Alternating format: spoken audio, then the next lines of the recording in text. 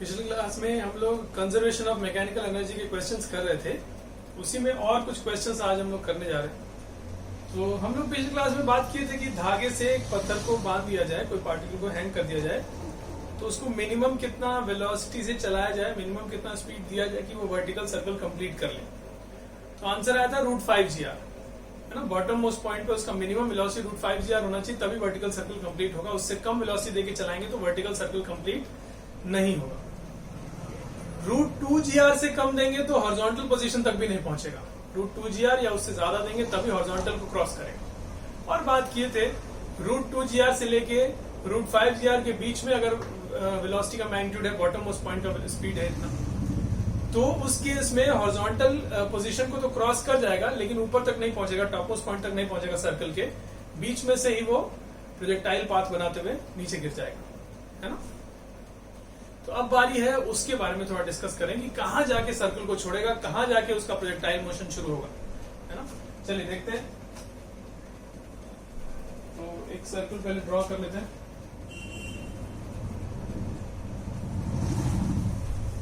ऐसा कुछ है सर्कल, और यहां से ये धागा है,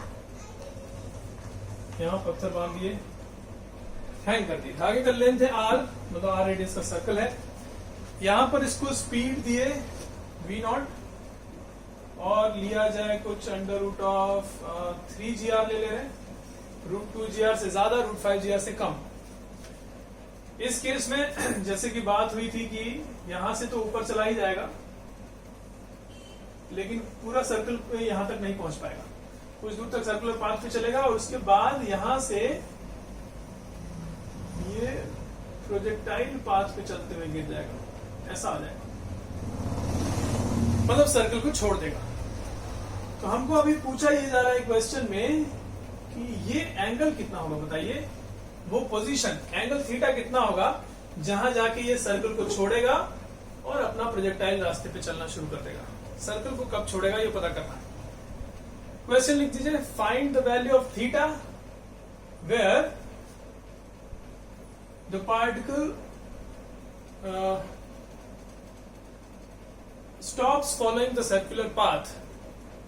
सर्कुलर पाथ पे यहां से यहां तक गया और कहां जाके सर्कुलर पाथ पे जाना बंद कर दिया, मतलब अब प्रोजेक्टाइल शुरू हो गया, वो थीटा पता करना। एंगल क्वेश्चन में थीटा यहां पे बना दीजिए, इसी का वैल्यू पता करना है। चलिए अच्छा, तो हम सॉल्व कर रहे, देखिए कैसे करते हैं। जैसे कि पिछले क्लास में डिस्कस कर रहे थे हम लोग, सर्कल पे सर्कुलर पाथ पे चलते रहने का मतलब होता है धागा टाइट रहना। धागा टाइट रहने का मतलब होता है टेंशन 0 से ज्यादा रहना, नॉन जीरो रहना, है ना। तो टेंशन जहां जाके 0 हो रहा है वो ही बाउंड्री वाली जगह हो गई, बाउंड्री कंडीशन हो गई। क्योंकि यहां अगर टेंशन 0 हो गया तो इसके बाद से धागा लूज हो जाएगा और फिर ये ऐसे पाथ पे चल के गिर जाएगा, है कि नहीं। यहां से यहां तक टेंशन नॉन जीरो रहा होगा और फिर जैसे यहां टेंशन 0 हो गया तो सर्कल को छोड़ दिया और ऐसे चलने लगा, है ना। ये बात है, वही थीटा हम लोग को पता करना है। तो मतलब ऐसी जगह पता करनी जहां जाके टेंशन 0 हो जाए। तो पहले ऐसा करते हैं ना, इसका एफबीडी बनाते हैं। तो यहां पहुंचने पर v0 से गए थे, यहां पे पहुंचने पर कुछ मान लेते हैं v1 स्पीड, कुछ अननोन मान लेते हैं। v1 स्पीड था, टेंशन इधर की तरफ था, नीचे mg है और सेंट्रीफ्यूगल बाहर की तरफ, mv1²/r, mv1²/r। ये v0 अलग है, जरूर ये v1 v0 से कम ही होगा ना, ऊपर जाना है। तो कुछ v1 मान लिया यहाँ का स्पीड, mv1²/r सेंट्रीफ्यूगल होगा, t होगा, ये थीटा है तो ये एंगल थीटा होगा, है ना। अब इस डायरेक्शन में अगर लिखे तो t और plus mg cos theta is equal to mv1²/r। t plus mg cos theta is equal to mv1²/r। और हम चाहते हैं टेंशन 0 होगा जिस जगह, उस जगह थीटा का वैल्यू कितना है। तो टेंशन को 0 पुट कर दिया जाए तो यहां से थीटा का वैल्यू mm कैंसिल हो जाएगा, तो cos थीटा विल बी, मतलब rg cos theta will be equal to v1²। ये एक इक्वेशन बना लिए, r कितने लिखो, rg cos theta is v1², ये पहला इक्वेशन हो गया। ऑल्सो v1 तो दिया नहीं है, v0 दिया है, तो यहां से यहां तक एनर्जी कंजर्व करके v1 का वैल्यू निकाला जा सकता है। चलिए, तो ये पार्टिकल और अर्थ को सिस्टम में ले लिया। अब एनर्जी कंजर्वेशन लिखने जा रहे हैं तो कहीं रेफरेंस लेवल लेना पड़ेगा। तो पहले जहां पर था वहीं पर रेफरेंस लेवल ले लिए। यहां पर पोटेंशियल एनर्जी 0 लिख देंगे।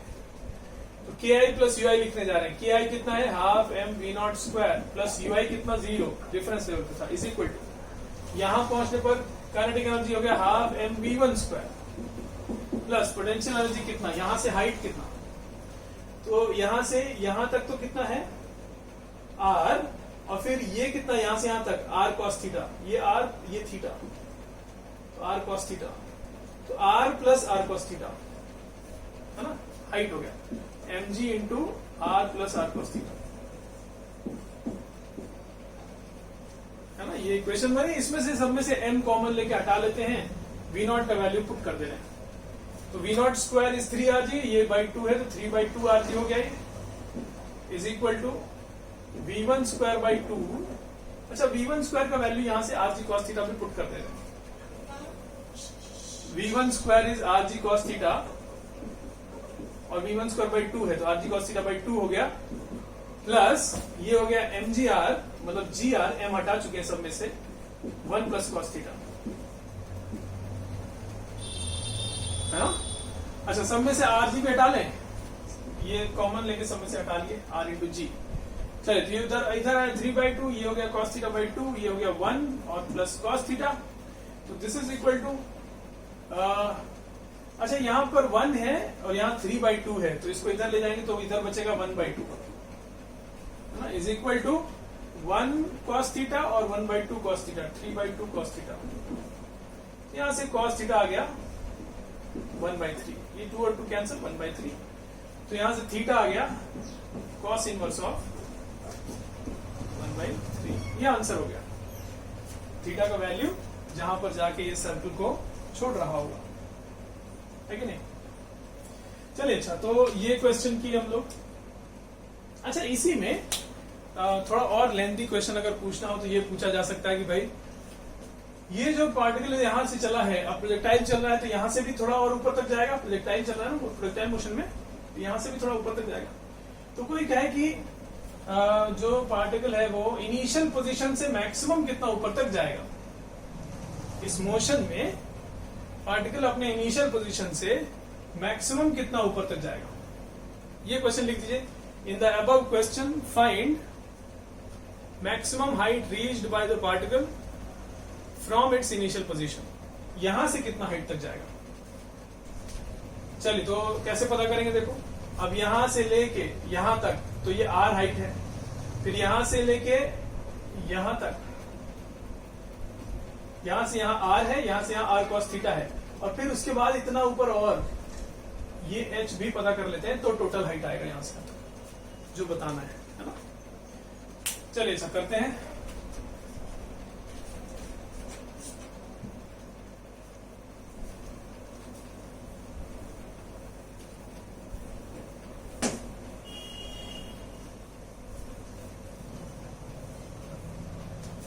देखिए ये हाइट कैसे करेंगे, तो यहां से यहां तक तो ये प्रोजेक्टाइल है ना, तो प्रोजेक्टाइल वाला फॉर्मूला यूज करेंगे।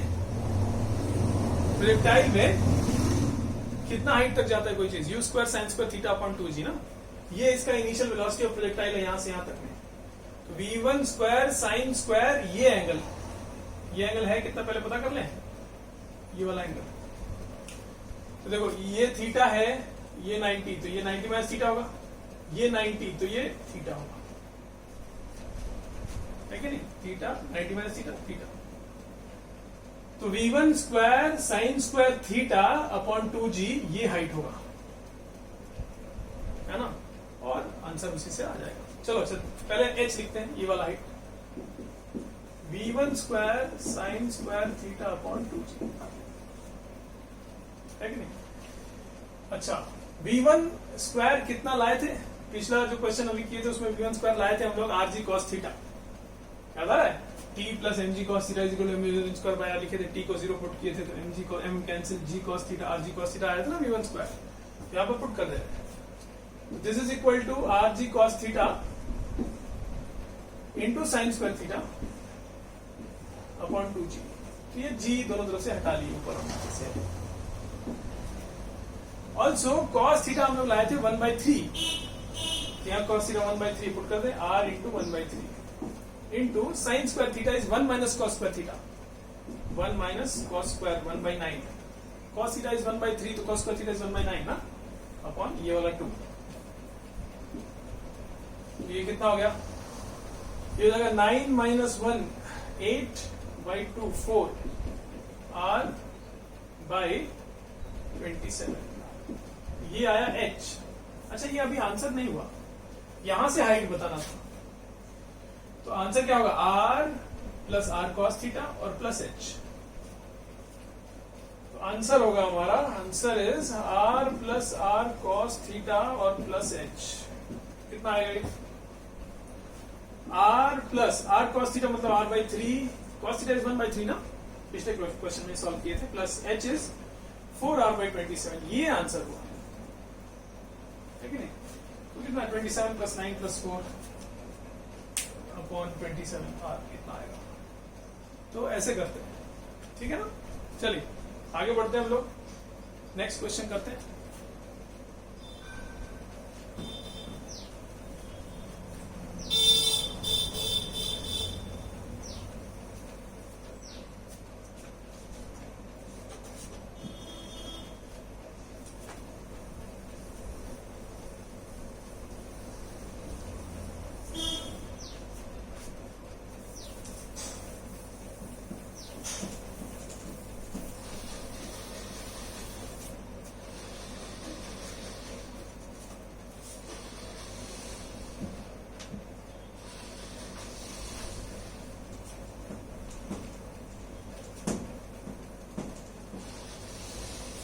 चलिए,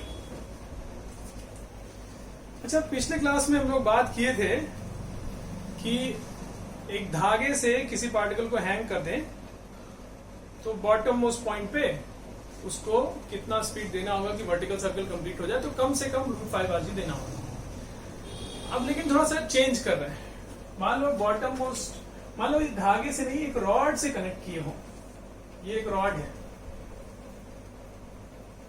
और एक पार्टिकल को यहां कनेक्ट कर दिया, रॉड है, इसको यहां से हिंज कर लिए, ठीक है, और एक m मास का पार्टिकल यहां कनेक्ट कर दिया। रॉड इज मासलेस, रॉड का खुद का कोई मास नहीं है, ठीक है। अब जैसे कि ये रॉड हो गया, यहां से हिंज कर लिए कि ऐसे ऐसे घूम सके, और यहां एक पार्टिकल अटैच कर दिया बॉटम मोस्ट पॉइंट पे, उसको चला दिए, ऐसे घूमेगा। तो यहां पर इसको कितना मिनिमम वेलोसिटी देके चलाया जाए, v0 कितना, कि ये वर्टिकल सर्कल कंप्लीट हो जाए। r लेंथ का रॉड है ये, इसका जो लेंथ है वो r है, तो कितना होगा, कितना वेलोसिटी दिया जाए, तो इसमें √5rg नहीं आता है, कुछ और आंसर आ जाता है। देखो क्यों ऐसे आता है, पहले उस पर जाते हैं कि क्यों ऐसा। हम लोग वो √5rg कैसे लाए थे धागे वाले में, ऊपर से सोचना शुरू किए थे, जहां मिनिमम टेंशन है वहां से सोचना शुरू किए थे, टॉप मोस्ट पॉइंट से। हम लोग ऐसे बोले थे कि धागा है, ये पार्टिकल है, तो टॉप मोस्ट पॉइंट पे मिनिमम वेलोसिटी कितना होना चाहिए कि सर्कल पे जाए, ये आया था √rg, और फिर यहां से यहां तक एनर्जी कंजर्व करके बॉटम मोस्ट पॉइंट का वेलोसिटी कितना है वो पता किए थे।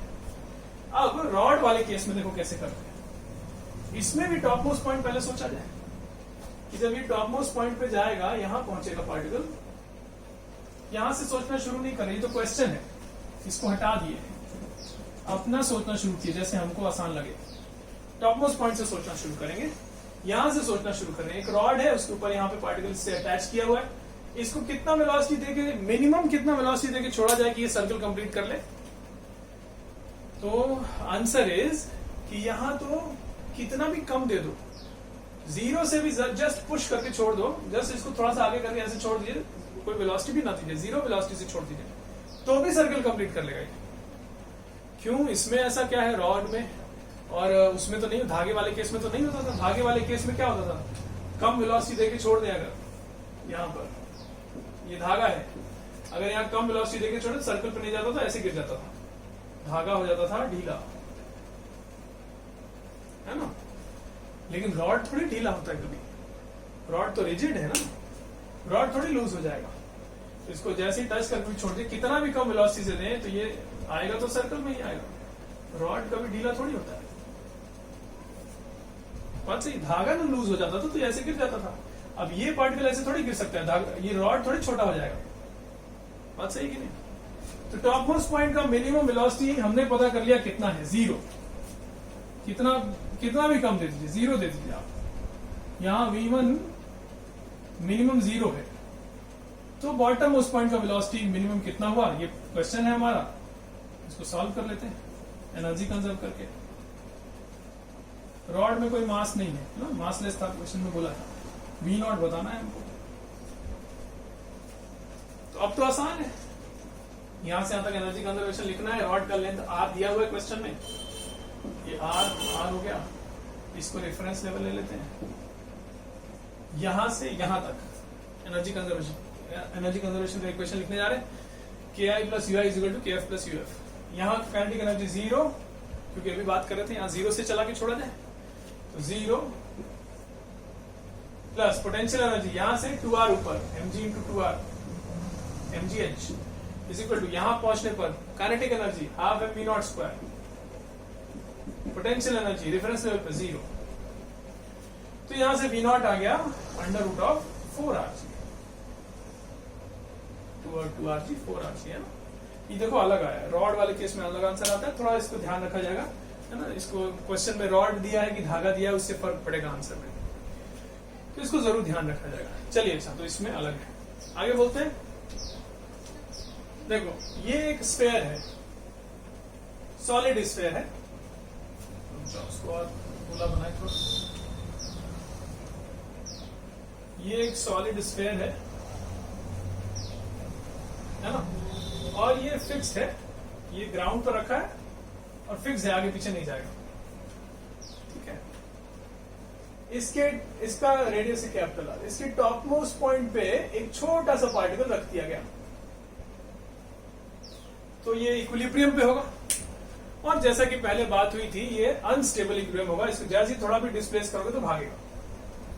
हम चाहते हैं, एक बार आप इमेजिन करिए कि इसको अगर थोड़ा सा डिस्प्लेस करके छोड़ें, कोई वेलोसिटी नहीं दे रहे, बस इसको हल्का सा यहां से हिला के छोड़ दिए ताकि ये गिरना शुरू हो जाए, तो इसका पाथ कैसा होगा, एक बार आप सोचिए, अपने मन से सोचिए। हम ऑप्शंस दे रहे हैं, देखिए क्या ऐसा होगा क्या कि यहां से गिरना शुरू करेगा तो ऐसे आएगा, ऐसे आएगा, ऐसे आएगा, ऐसे आएगा, ऐसे आएगा, इधर आएगा, ऐसे आके यहां गिरेगा क्या, यहां से आके यहां गिरेगा क्या? नहीं ना, ऐसा तो नहीं होगा, पक्की बात है, ऐसा नहीं होने वाला। तो कैसा होगा? दूसरा ऑप्शन देते हैं आपको, इसको हटा के दूसरा ऑप्शन देते हैं, कैसे इसका मोशन होने वाला, कैसा पाथ होगा। यहां से चलना शुरू किया, ऐसे आएगा, ऐसे आया, इधर आया, इधर आया, ये सेंटर और ये हॉरिजॉन्टल, यहां आया, यहां तक आया, और फिर यहां से सीधा ऐसे गिर गया।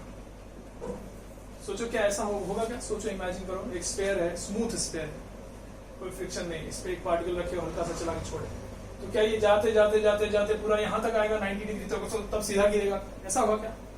ऐसा भी नहीं होगा। कैसा होगा? अब फाइनली आपको जो पता है, आप जो सोच रहे होंगे, हम वो बना दे रहे हैं आंसर कैसा होने वाला है।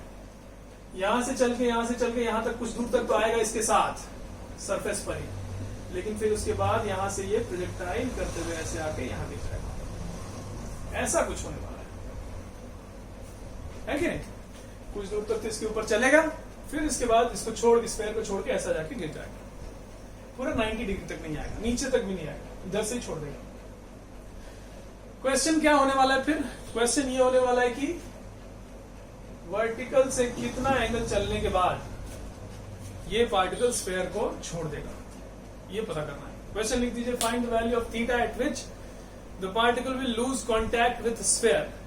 स्फेयर के साथ कॉन्टैक्ट कब छोड़ेगा, ये पता करना है। चलिए अच्छा, तो कैसे करें? देखिए, यहां पे एफबीडी अगर बनाए तो सरफेस से ये नॉर्मल इधर, एमजी इधर, एमजी नॉर्मल, और सेंट्रीफ्यूगल भी बाहर की तरफ। यहां आते आते कुछ स्पीड गेन कर चुका होगा ना, यहां से यहां तक।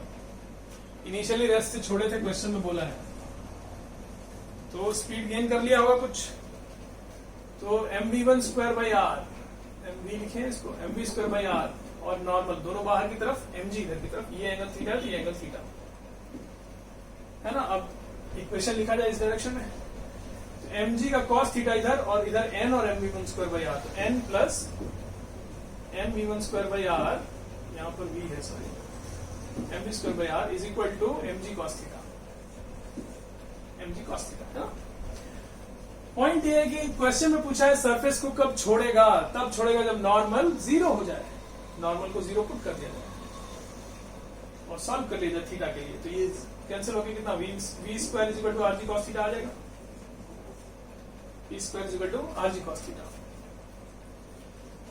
अब v कितना होगा, तो यहां से यहां तक एनर्जी कंजर्वेशन लिख दिया जाए, उससे v मिलेगा। तो एनर्जी कंजर्वेशन लिख रहे हैं, रेफरेंस लेवल यही बना लिए, ये पार्टिकल और अर्थ सिस्टम में रहिए, KI plus UI equal to KF plus UF लिखना है, तो यहाँ पे रेस्ट से छोड़े थे, initial kinetic energy zero, initial potential energy भी जीरो, क्योंकि यही रेफरेंस लेवल मान लिए। तो KI प्लस UI तो हो गया zero plus zero is equal to, यहां पहुंचने पर KF plus UF, KF is half mv square, half mv square plus UF reference level से नीचे है, कितना नीचे है यहां बना दे, ये हाइट नीचे है ना, r minus R cos theta, इतना हाइट नीचे, तो minus of mg into R minus R cos theta, minus mgh होता है ना रेफरेंस लेवल से नीचे, तो ये हो जाएगा minus mg R minus R cos theta, ये इतना,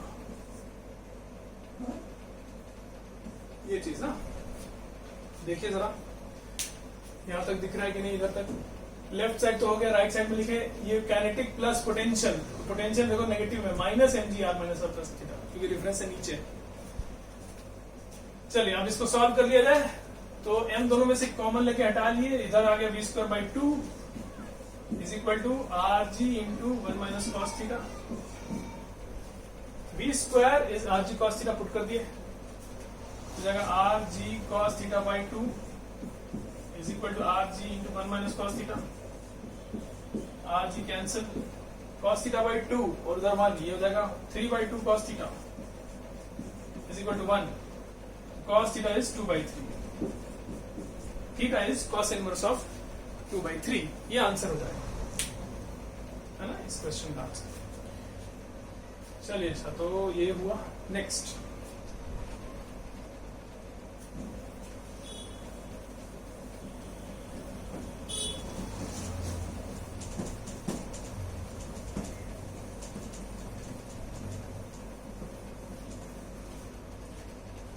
क्वेश्चन, चलिए देखिए जरा,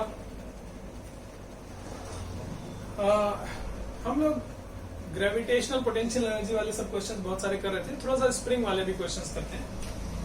देखिए यहां पर ये एक स्प्रिंग है जो छत से हैंग कर दिया गया, इसमें एक ब्लॉक है यहाँ पे m मास का,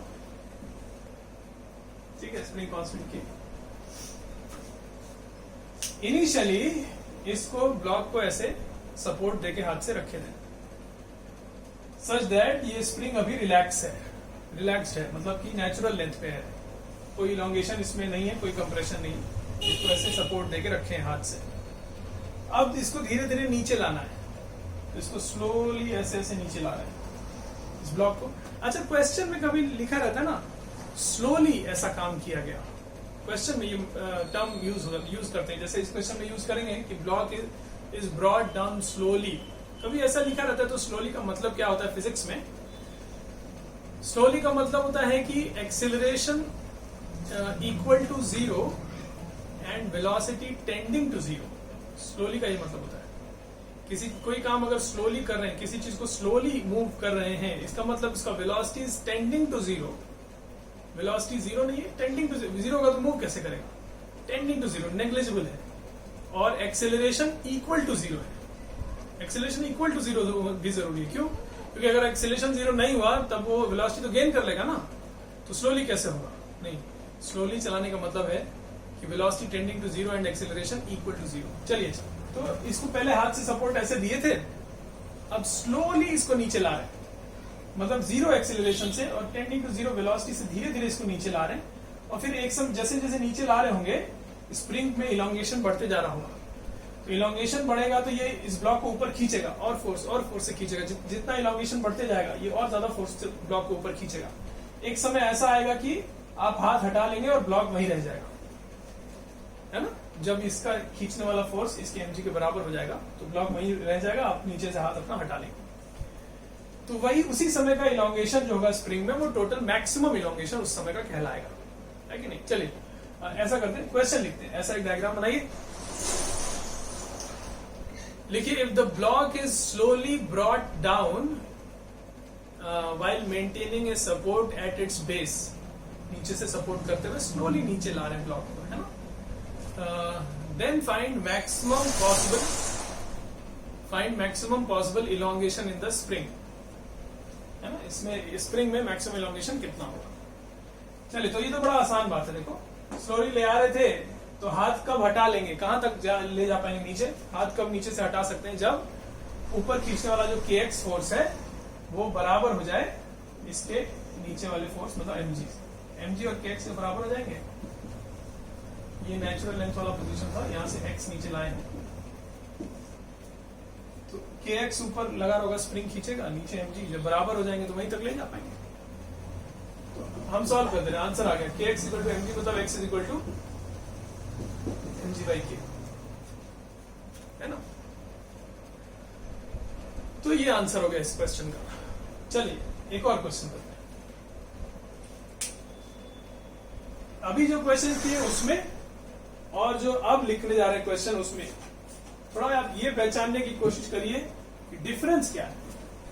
आंसर बदल जाएगा, इस क्वेश्चन का आंसर कुछ और आ जाएगा, देखना।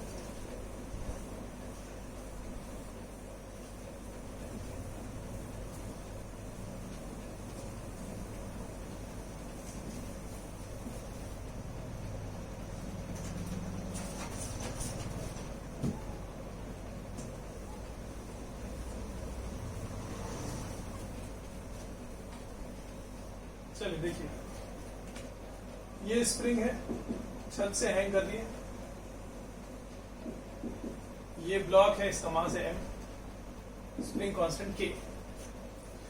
पहले ये स्प्रिंग नेचुरल लेंथ पे था, रिलैक्स था, तो हम देखो यहाँ पे लिख दे रहे हैं नेचुरल लेंथ पे पहले इनिशियली रिलैक्स है। इसको ऐसे होल्ड करके रखे हैं ब्लॉक को, और इस बार इसको छोड़ दिए, यहीं से छोड़ दिए, अपने से गिरने दिए। इन दोनों क्वेश्चंस में अंतर क्या है? इसमें इसको यहां से छोड़ा नहीं गया, इसको सपोर्ट देते हुए स्लोली नीचे लाया गया, और इसमें इसको बस यहीं से छोड़ दिया गया। दोनों में डिफरेंस है, उसमें वो ब्लॉक को स्लोली नीचे ला रहे हैं, वेलोसिटी गेन नहीं करने दे रहे हैं, और इसमें छोड़ देंगे, अपने से गिरेगा तो वेलोसिटी भी गेन करेगा। अगेन क्वेश्चन लिखने जाना, फिर से क्वेश्चन लिखिए। ये डायग्राम है क्वेश्चन का, लिखा जाए if the block is released from rest from the position shown in figure, then find maximum elongation in the spring. इस केस में स्प्रिंग का मैक्सिमम इलोंगेशन क्या होगा, है ना। चलिए देखते हैं। यहां से गिरना शुरू करेगा, एक समय आएगा जब क्या हो, ये वाली बात कि kx और mg बराबर हो जाएगा। अच्छा, जहां नेट फोर्स 0 होता है उसको इक्विलिब्रियम पोजीशन कहते हैं। तो यहां जैसे लिखे थे ना, नेचुरल लेंथ वाला पोजीशन है ये इक्विलिब्रियम पोजीशन लिख रहे हैं, ब्लॉक का इक्विलिब्रियम है यहाँ पे। kx और mg बराबर नेट फोर्स 0, तो kx बराबर mg मतलब x equal to mg by k। तो यहां से कितना नीचे है ये, mg बाई k नीचे, x का वैल्यू ना, ये चीज mg बाई k जो लाए थे। लेकिन इस क्वेश्चन में इतना ही इलोंगेशन नहीं होगा, और इलोंगेशन होगा। इस क्वेश्चन में इतना ही इलोंगेशन हुआ था, बस वहीं पे जाके छोड़ दिए थे हम, हाथ हटा लिए तो वो रुक गया था वहां पे। लेकिन इस क्वेश्चन में इतना ही इलोंगेशन नहीं होगा, और इलोंगेशन होगा। कैसे मालूम होता? ये है, यहां से यहां तक आया है तो आते आते वेलोसिटी भी तो गेन कर लिया होगा, वेलोसिटी गेन कर लिया होगा। कैसे? अब जैसे यहां से चलना, जब यहां पहुंचा होगा रास्ते में, तो कौन बड़ा है बताओ, mg की kx बढ़ते बढ़ते यहां पहुंच के mg के बराबर हुआ है। मतलब जब ये ब्लॉक और पहले इधर कहीं रहा होगा तो kx mg से छोटा रहा होगा, मतलब mg बड़ा, मतलब नेट फोर्स नीचे की तरफ। तो यहां से यहां तक आते हुए नेट फोर्स नीचे की तरफ रहा है, इसका मतलब एक्सीलरेशन नीचे की तरफ रहा है, मतलब वेलोसिटी नीचे की तरफ बढ़ते रही होगी, मतलब यहां पर खूब ज्यादा वेलोसिटी हो गई होगी। अब अगर यहां पर वेलोसिटी है इसके पास तो यहाँ रुकेगा कैसे? अभी तो और आगे जाएगा, मोमेंटम है इसके पास, वेलोसिटी है, तो और आगे जाएगा, मूव कर रहा है, और आगे जाएगा तो अब kx mg से बड़ा होने लगेगा। यहाँ पहुंच के kx mg के बराबर हुआ था, जब इसके आगे बढ़ेगा, यहाँ कहीं पहुंचेगा तो kx mg से बड़ा हो जाएगा, इलॉन्गेशन और ज्यादा है कि नहीं? यहाँ पहुंचने पर kx mg से बड़ा हो गया यहाँ पर, तो मतलब एक्सेलरेशन अब हो गया ऊपर की तरफ, वेलोसिटी नीचे की तरफ, और एक्सेलरेशन हो गया ऊपर की तरफ, मतलब अब डी एक्सेलरेट करेगा। तो यहां पहुंचने के बाद अब धीरे धीरे डी एक्सेलरेट करते करते कहीं ना कहीं जाके रुकेगा और फिर वहां से वापस आएगा। ऐसा होगा ना मोशन। तो इसका मतलब अब कोई पूछे मैक्सिमम इलॉन्गेशन स्प्रिंग का कितना हुआ, तो इतना थोड़ी हुआ, और ज्यादा, और नीचे तक आया है। तो यहां से यहां तक का इलॉन्गेशन होगा। मैक्सिमम इलॉन्गेशन किस समय का बोलेंगे? जहां जाके ब्लॉक रेस्ट पे आए, रुके, फिर वापस आए। तो मैक्सिमम इलॉन्गेशन तो यहां से यहां तक हुआ ना, इससे ज्यादा होगा। ठीक है कि नहीं? चलिए अब कैसे पता करेंगे कितना? तो क्या किया जाए, यहां से यहां तक एनर्जी कंजर्वेशन लिख लेते हैं। किसका किसका सिस्टम में किसको किसको लेंगे? ब्लॉक को लेंगे, स्प्रिंग को भी लेना जरूरी है क्योंकि स्प्रिंग इस पे वर्क कर रहा है, फोर्स लगा रहा है और डिस्प्लेसमेंट भी हो रहा है, तो स्प्रिंग को भी लेना जरूरी है। स्प्रिंग का पोटेंशियल एनर्जी लिख ही सकते हैं, कंजर्वेटिव है, बढ़िया बात है, स्प्रिंग को भी ले लेते हैं। ब्लॉक, स्प्रिंग और अर्थ, ब्लॉक और अर्थ के बीच का potential energy, gravitational potential energy लिखना होगा। स्प्रिंग का अपना भी पोटेंशियल एनर्जी होता है, वो भी लिखना होगा। चलिए, तो हमारे सिस्टम में कौन कौन है? ब्लॉक, स्प्रिंग और अर्थ। इनिशियली यहां था, फाइनली यहां पहुंचना है। ग्रेविटेशनल पोटेंशियल एनर्जी का रेफरेंस लेवल बनाना होगा। चलिए, तो हम क्या कर रहे हैं ना, यहीं पे ले रहे हैं, ग्रेविटेशनल पोटेंशियल एनर्जी का रेफरेंस लेवल यहीं ले रहे हैं। चलिए, अब हम इक्वेशन लिखने जा रहे हैं, KI plus UI equal to KF plus UF वाली। इनिशियल काइनेटिक एनर्जी 0, रेस्ट से छोड़ा गया है, क्वेश्चन में बोला है। Initial kinetic energy 0 plus initial gravitational potential energy, reference level, इसलिए 0। इनिशियल स्प्रिंग का पोटेंशियल एनर्जी, नेचुरल लेंथ, इसलिए 0। वो तो डिफाइंड है ना। स्प्रिंग का पोटेंशियल एनर्जी 0 कब लिया जाता है? जब स्प्रिंग नेचुरल लेंथ पे हो, तो प्री डिफाइंड है।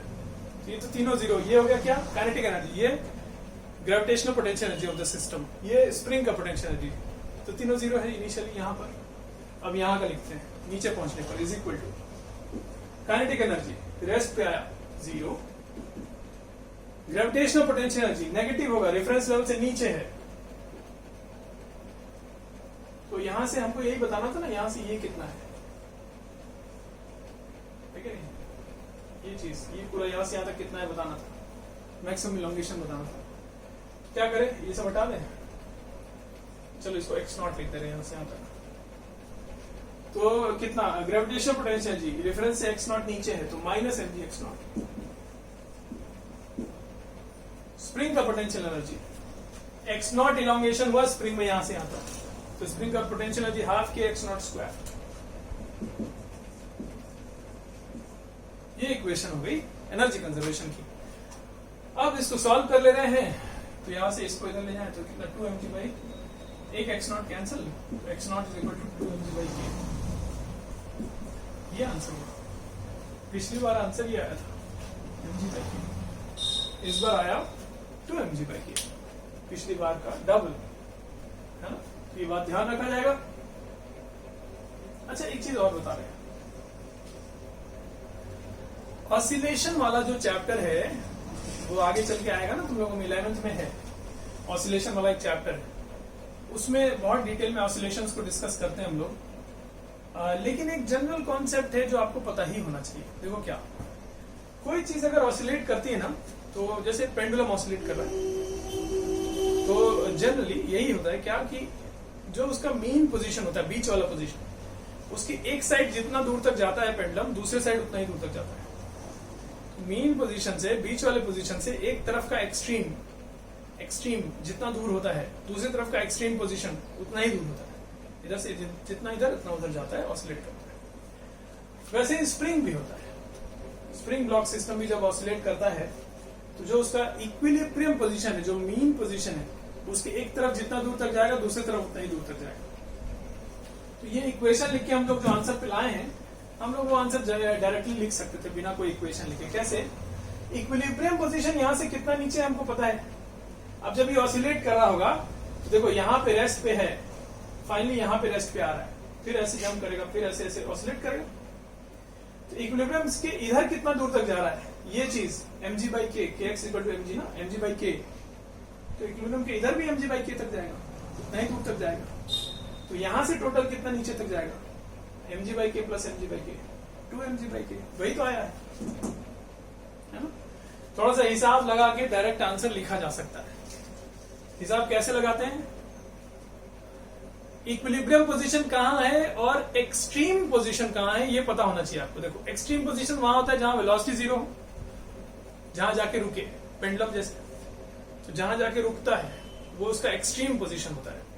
इधर भी जहां जाके रुकेगा वो एक्सट्रीम पोजीशन होगा। और मीन पोजीशन कहां होता है जहां इक्विलिब्रियम हो, जब वर्टिकली आएगा एकदम सीधा, टेंशन mg बराबर, मीन पोजीशन इक्विलिब्रियम पोजीशन होता है। और एक्सट्रीम पोजीशन जहां पे वेलोसिटी जीरो। अब जैसे यहां से छोड़े थे, ये एक्सट्रीम पोजीशन है, यहाँ वेलोसिटी जीरो है, यहां भी वेलोसिटी जीरो है, ये भी एक्सट्रीम पोजीशन है। मीन पोजीशन इन दोनों के ठीक बीच में होगा।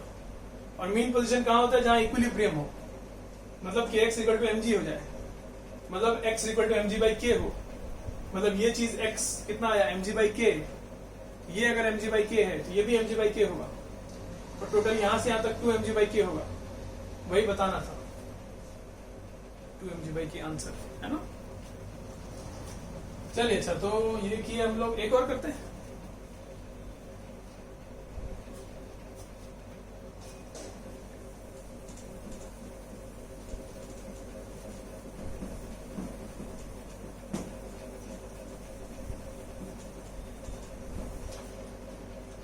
देखिए ये ग्राउंड है और ये स्प्रिंग है ना। स्प्रिंग अभी रिलैक्स है और इसके ऊपर एक ब्लॉक ऐसे रखें, अभी ब्लॉक को होल्ड करके रखें, ब्लॉक को अभी ऐसे होल्ड करके रखें, स्प्रिंग रिलैक्स्ड है। अब यहां से इसको छोड़ दिए,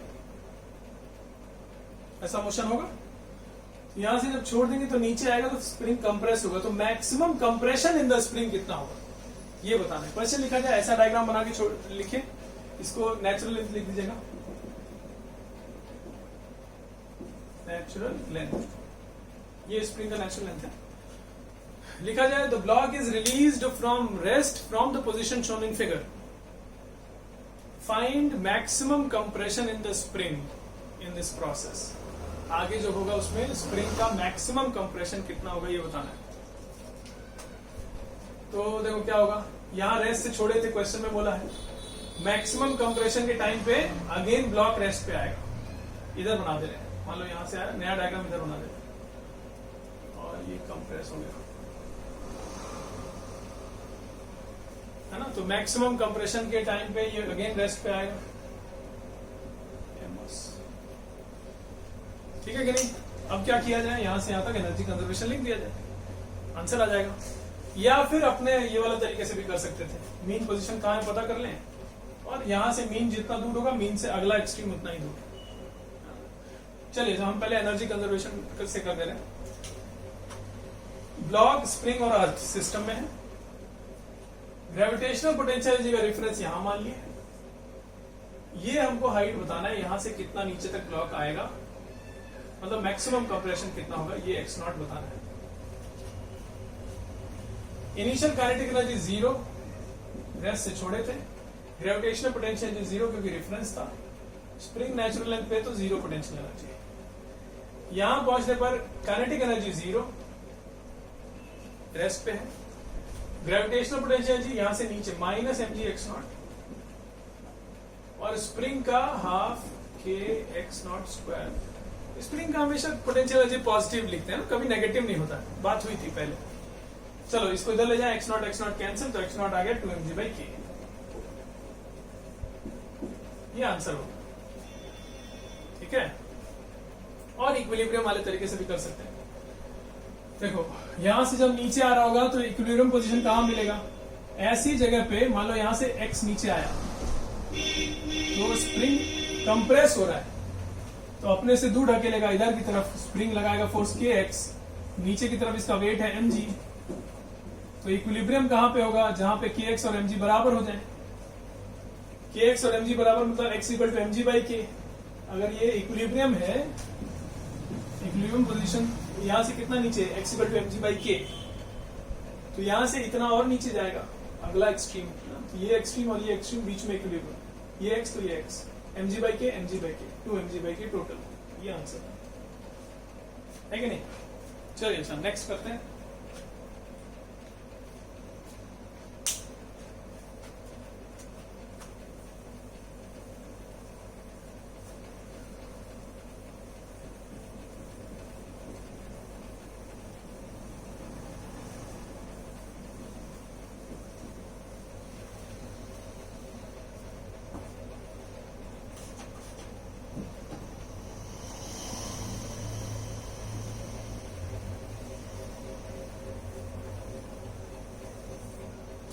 नेक्स्ट देखिए,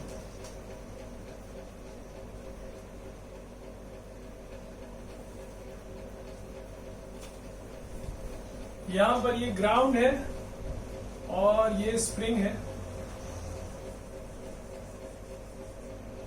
ये ब्लॉक है, इसका मास है m और ये है reference level, sorry natural length, spring का natural length, spring constant k है, ठीक है।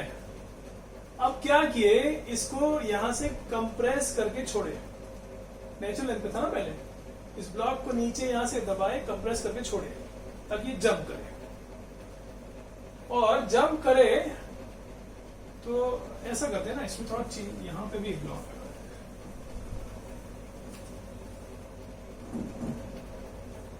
यहां पर भी एक ब्लॉक है, तो ये मास m था, ये मास मान लो ये m1 m2 कर ले, इसका मास है m1, इसका मास है m2, ठीक है। अब देखो क्या कर रहे हैं, इसको यहां से कंप्रेस कर रहे हैं, छोड़ दे रहे हैं ताकि जंप करे, जंप करके जब ये ऊपर जाए, वापस जाए, तो नीचे वाले ब्लॉक को भी अपने साथ उठा ले। इसके लिए इसको कितना कंप्रेस करके छोड़ना होगा ये पता करना है।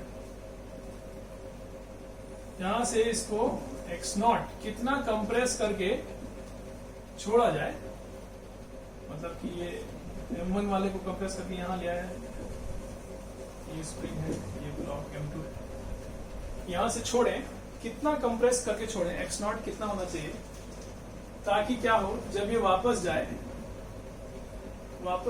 तो जब ये वापस जाए और स्प्रिंग को जब इलोंगेट करे तो नीचे वाले ब्लॉक को भी अपने साथ उठा ले, है ना। इधर जाए तो जब स्प्रिंग इलोंगेट हो तो इसको भी अपने साथ उठा ले। उसके लिए मिनिमम x0 कितना, मिनिमम क्यों, देखो होता क्या है, इसको जितना ज्यादा कंप्रेस करके छोड़ेंगे उतना ज्यादा ऊपर तक जाएगा। अच्छा, ज्यादा ऊपर तक जाएगा तब तो इसको उठा ही लेगा, स्प्रिंग अगर ज्यादा इलोंगेट होगा तो इसको खींच ही लेगा, है कि नहीं। मिनिमम कितना कंप्रेस करके छोड़ा जाए, x0 का मिनिमम वैल्यू बताना है ताकि इसको जस्ट उठा पाए, है ना। तो कैसे करते हैं, ये वाला एक खास तरह का क्वेश्चन है, ये इसमें बहुत कुछ वैरायटी नहीं, यही एक खास तरह का एक क्वेश्चन है इस तरह का। हम इसको सॉल्व करेंगे, आप बस देखिए कैसे कर रहे हैं, है ना। क्वेश्चन अभी लिखवाएंगे, इसको हम सॉल्व करेंगे। तो देखो होता क्या है ना, बहुत मेहनत नहीं करेंगे, लंबे इक्वेशंस नहीं लिखेंगे, अपना ये वाला जो तरीका था इस तरीके से करेंगे, जल्दी से आंसर लिखेंगे। चलिए अच्छा, तो पहले तो ऐसा करते हैं, क्वेश्चन लिखते हैं। क्वेश्चन लिखिए, find minimum initial compression x0 in the spring so that finally lower block loses contact with ground, यहां से कांटेक्ट छोड़ सके, उसके लिए मिनिमम x0 कितना होगा कि इतना ही x0 दे कि जस्ट बस यहां से लिफ्ट हो, है ना। मतलब ये जाके जब स्प्रिंग इलोंगेट हो, नेचुरल लेंथ से ऊपर जाए, ये नेचुरल लेंथ वाली लाइन है, तो नेचुरल लेंथ से कितना ऊपर तक हम चाहते हैं कि ये जाए, जस्ट इतना ऊपर तक जाए कि इसको उठा पाए, है ना। ये क्वेश्चन है, अब देखो हम सॉल्व करें। अच्छा, अगर इसको उठाना है तो स्प्रिंग को इसके ऊपर फोर्स लगाना पड़ेगा, कितना, इसके वेट के बराबर, जस्ट उठाना है। इसका वेट है m2g, मतलब kx जो होगा स्प्रिंग में वो m2g के बराबर होगा, तभी ये उठेगा। मतलब नेचुरल लेंथ से इलोंगेशन स्प्रिंग में फाइनली कितना हो जाना चाहिए, m2g/k, तब ना k into x, k into elongation m2g के बराबर होगा, कि x इक्वल टू m2g तो x इक्वल टू m2g/k। तो यहां तक, इतना तक इलोंगेट करना है हमको फाइनली लिमिटिंग फेज में, तो x नॉट कितना होगा। सोल्यूशन ही हम कर रहे हैं ना, ये सब सोल्यूशन है। तो अब देखो क्या कर सकते हैं, यहां से यहां तक एनर्जी कंजर्वेशन लिख सकते हैं, इक्वेशन बनेगी, सॉल्व करेंगे, आंसर आएगा, है ना। लेकिन हम कह रहे हैं कि क्यों इतना इक्वेशन वगैरह सब बनाया जाए, जल्दी से आंसर लिखें। यहां से रेस्ट से छोड़े हैं और हम चाहते हैं जस्ट यहीं तक पहुंचे, जस्ट लिफ्ट करने, बस इतना चाहते हैं। यहां पे भी इसका मतलब रेस्ट पे आएगा, जस्ट यहीं तक पहुंचाना चाहते हैं तो रेस्ट पे, मतलब उससे ऊपर जाना चाहते होगे तो यहाँ पे वेलोसिटी होता नहीं, जस्ट वहीं तक पहुंचाना चाहते हैं, वहां पे रेस्ट, यहाँ पे भी रेस्ट से छोड़े थे।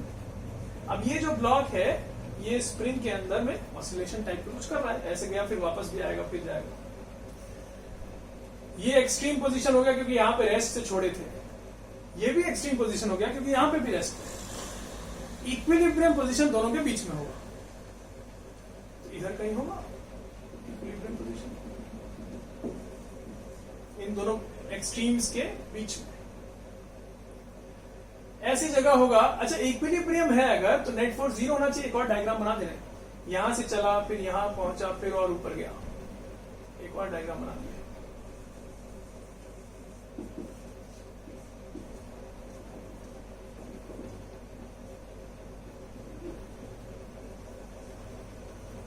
चलिए, है ना, एक और डायग्राम। चलिए, तो हम कह रहे हैं कि ये अगर इक्विलिब्रियम पोजीशन है इस ब्लॉक का, तो इस पर नेट फोर्स 0 होना चाहिए। नेचुरल लेंथ से ये पोजीशन कितना नीचे होना चाहिए ताकि ये ब्लॉक इक्विलिब्रियम पे हो। नेचुरल लेंथ से मान लेते हैं x1 नीचे है ये पोजीशन, तो स्प्रिंग में कंप्रेशन हो गया x1, नेचुरल लेंथ से इतना नीचे है ना, तो स्प्रिंग में कंप्रेशन इस समय x1 है, तो स्प्रिंग ऐसे फोर्स लगा रहा होगा अपने से दूर, कितना, kx1 ब्लॉक के ऊपर, और इसका वेट कितना है, m1g,